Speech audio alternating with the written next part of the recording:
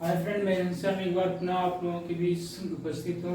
आपका divine English मंत्रा YouTube channel पे स्वागत करता हूँ। जैसा कि हम लोग प्रैक्टिस सेट की सीरीज चला रहे हैं और उसे कंटिन्यू किए हुए हैं, तो ये नहीं कि आप आज के जो डे में हम लोग बात करने वाले हैं वो सीरीज कंटिन्यू रहेगी, आपकी द एज ऑफ मिल्टन से रिलेट करके चलेगी।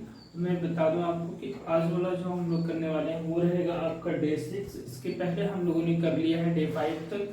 तो चलिए देखते हैं कि डे 6 में हम क्या कुछ प्रैक्टिस कर पाते हैं द एज ऑफ मिल्टन से रिलेट करके।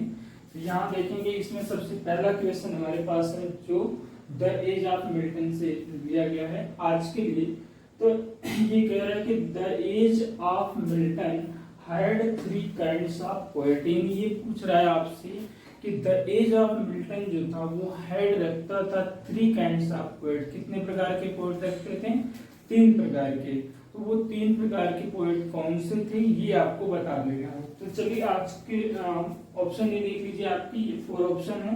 जैसे कि पहले में कहता है कि रिलीजियस, हीरोइक और प्यूरिटन।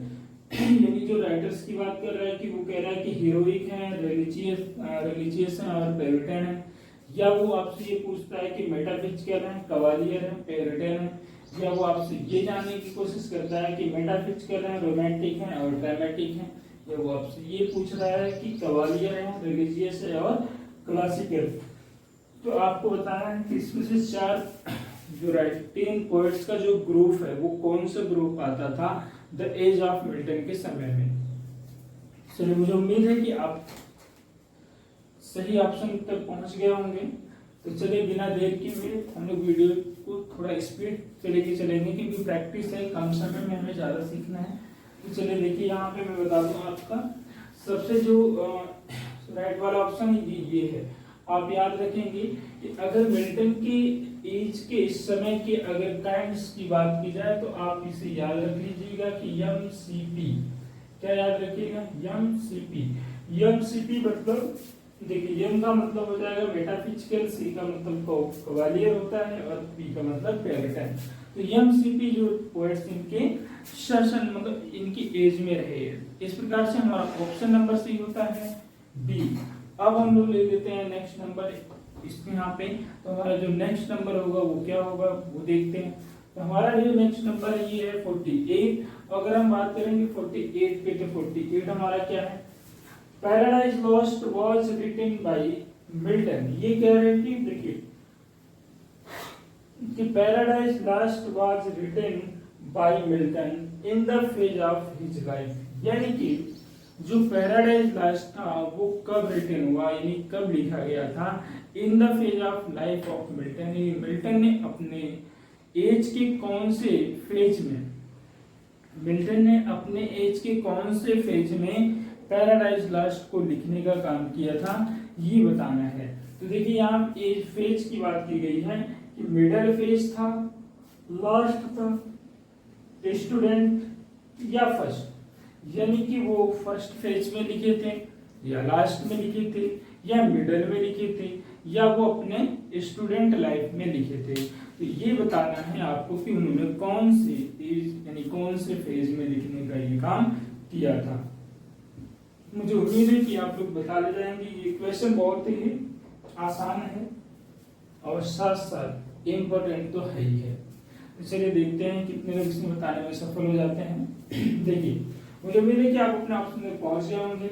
अगर देखिए मिल्टन की लास्ट फेज की बात की जाए, सॉरी मिल्टन की फेजेस में बात की जाए और पैराडाइज लॉस्ट को रिलेट करना हो, तो आप याद रखेंगे कि पैराडाइज लॉस्ट जो था उनकी लास्ट फेज में लिखा गया है। इस प्रकार से ऑप्शन नंबर आपका सही हो जाता है बी।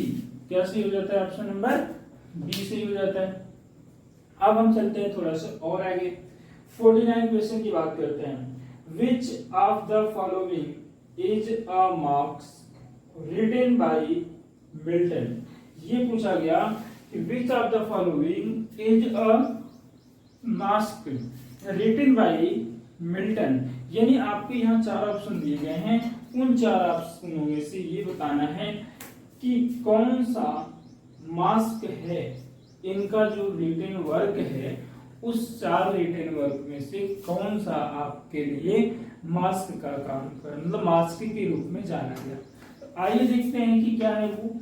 ये कहते हैं कॉमर्स, एरोपैथिका, लिसिडस, और ये क्या है, नन ऑफ द एबव है।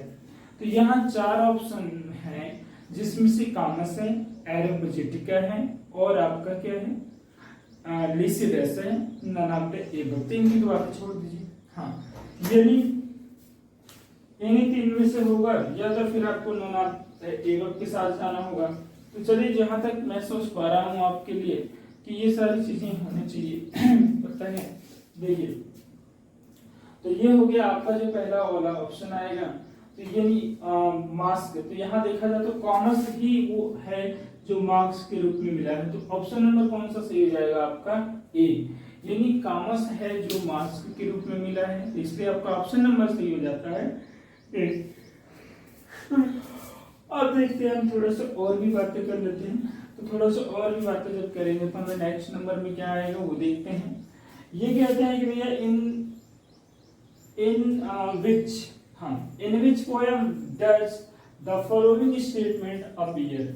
In which poem the following statement appear? देखिए, एक यहाँ पे स्टेटमेंट की बात की गई है और आई थिंक वो स्टेटमेंट अभी क्या है कि मिसिंग है। तो आज देखते हैं कौन सा वो है। 1 मिनट। हाँ, देखिए यहाँ पे एक स्टेटमेंट मिसिंग है, तो इसको लिख लेंगे solitude. Solitude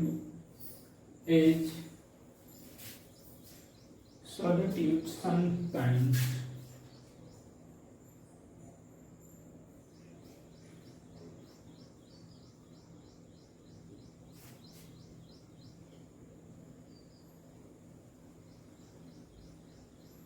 is the best society.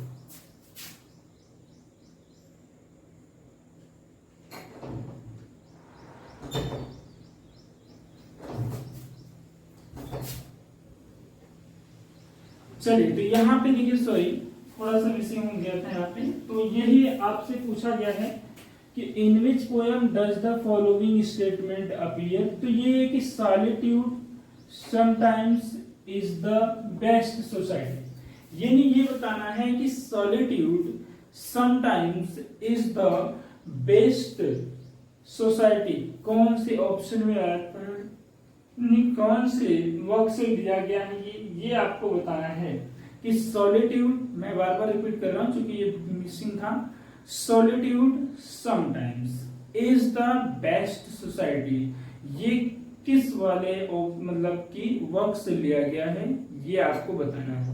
तो चलिए, बिना देर के हम ऑप्शन को रीड कर लें कि पैराडाइज रीजेंट है, लेसिडस है, और पैराडाइज लॉस्ट है, और साथ साथ कॉमर्स है। तो ये किस वाले प्लेस से लिया गया, यानी किस वाले ऑप्शन से लिया गया, यानी किस वर्क से। चलिए, मेरी उम्मीद है कि आप अपने राइट वाले ऑप्शन तक पहुंच गए होंगे। तो यहाँ पे मैं ले चलता हूँ आपको कि ये वाला जो चीज बोला गया है कि solitude sometime is the best society, ये बोला गया था पैराडाइज लॉस्ट में, इसलिए मेरे फ्रेंड्स ये वाला सही हो जाता है, आपका ऑप्शन नंबर सी वाला करेक्ट हो जाता है। अब हम लोग लेते हैं नेक्स्ट नंबर, हमारे पास जो आता है वो ये है इस प्रकार कि डी डॉक्ट्रिना क्रेसिना cast doubt on the orthodoxy of, यानी ये पूछ रहा है कि डी डॉक्ट्रिना क्रेसिना cast doubt on the orthodoxy of. अब देखिए, ये पूछा है कि ये डी डॉक्ट्रिना क्रेसिना cast doubt on the orthodoxy of किस पे कहा गया भाई। तो ये वाली जो लाइन, ये पॉइंट है कि पैराडाइज लॉस्ट में मिला है, हिस्ट या ब्रिटेन में है, या पैराडाइज रीगेंड में है, या प्रोसीडेंसियो में है, तो ये बता देना है आपको। तो चलिए, बिना देर के हम लोग अपने राइट वाले ऑप्शन तक पहुंचेंगे कि कौन सा हमारा ऑप्शन ठीक होता है। तो चलिए मेरे फ्रेंड्स, मुझे उम्मीद है कि आप अपने राइट वाले ऑप्शन तक पहुंच गए होंगे, तो बिना देरी के भी हम लोग राइट वाले ऑप्शन की बात ही कर लेते हैं समय बचाते हैं। तो ये जो डी डॉक्ट्रिना और क्रिस्टिना की बात आए, तो आपको ऑप्शन नंबर जाना चाहिए ए के साथ जाना चाहिए, यानी पैराडाइज लॉस्ट के साथ जाना चाहिए। किसके साथ जाना चाहिए? पैराडाइज लॉस्ट के साथ जाना चाहिए। तो अब मैं लेता हूं नंबर नेक्स्ट की बात कर लेता हूं कि 53 क्या है हमारे पास है कि Comus by Milton is in the form of, यानी कॉमर्स क्या है? अभी भी कॉमर्स की चर्चा हुई थी कि यानी मास्क क्या है? कॉमर्स है। अब ये देखिए कॉमर्स को प्रश्न में कर दिया और मास्क को ऑप्शन में कर दिया, तो इससे तो आसान कुछ हो भी नहीं सकता कि Comus by Milton is in the form of, यानी कॉमर्स किस फॉर्म में है? कॉमर्स किस फॉर्म में है? तो कॉमर्स आपके किस में आएगा? मास्क के फॉर्म में आएगा। It is the very easy and important भी हो गया कि कॉमर्स के बारे में 2 बार चर्चा हो गई है आपकी प्रैक्टिस में। यहाँ पूछा गया था मास्क, आंसर था कॉमर्स, और यहाँ हो गया कॉमर्स, आंसर हो गया मास्क। दोनों एक दूसरे का देखिए इसी तरह से क्वेश्चनों को इधर से उधर करके पूछ लिया जाता है। हर बार ऐसे ही कुछ मतलब चेंजेस है, कभी प्रश्न को ऑप्शन, कभी ऑप्शन को क्वेश्चन बना लिया गया। ठीक है, अब 54 की बात कर लेते हैं हम लोग। 54 में क्या है? Milton's Samson agonist, Milton's Samson agonist के बारे में पूछा गया। तो यहाँ पे बताना होगा कि मिल्टन का जो सैमसन एगोनिस्ट है वो क्या है? एनएलजी क्या हुई? एलजी है। एनोड क्या हुई? वुड है। क्लासिकल एपिक क्या हुआ? क्लासिकल एपिक है।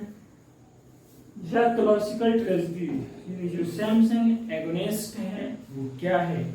4 ऑप्शन आपके पास है, एलजी है, वुड है, एपिक है, या वो क्या है? ट्रेजेडी है। तो चलिए डियर फ्रेंड, मुझे उम्मीद है कि आप सही ऑप्शन तक पहुंच जाएंगे बिना सोचे समझे। चलिए पहुंचने का काम करें।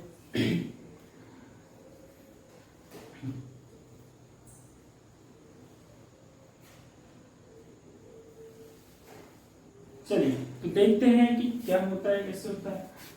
यहाँ पे 4 ऑप्शन में मैं बताऊंगी। ये आपका जो सैमसन मिल्टन का सैमसन एगोनिस्ट है वो है आपका क्लासिकल ट्रेजेडी।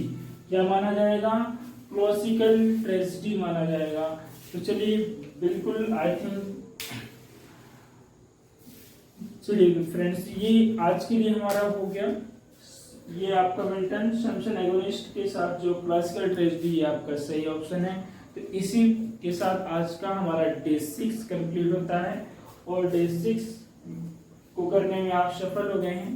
तो चलिए मैं बस इतना ही आपसे कहना चाहूंगा कि यदि आपको ये प्रैक्टिस सेशन पसंद आए तो आप लाइक, शेयर एंड सब्सक्राइब करना नहीं भूलेंगे, ताकि और एक बात साथ है कि जो कुछ अगर आपको इसमें वीडियो की बात लगता है कि हाँ यहाँ पे बोलने की आवश्यकता है, वाट एवर गुड और बैड, वो क्या है ये नहीं है, बस आपको जो लगता है कि हाँ बोल देना चाहिए। तो मेरा आपसे रिक्वेस्ट है कि आप वीडियो देखने के बाद आप कमेंट में जरूर से लिख लिया करें और हो सके तो पूरी वीडियो देखें, क्योंकि ये इंपॉर्टेंट है, सारे क्वेश्चन सिलेक्टेड होते हैं। तो न जाने कौन सा क्वेश्चन आपकी किस्मत को बदल सकता है। तो please must watch full video and what you feel must deal in comment. It is my humble request to all of you. तो चलिए आज के लिए इतना ही है। Thank you so much for watching my video. Bye bye.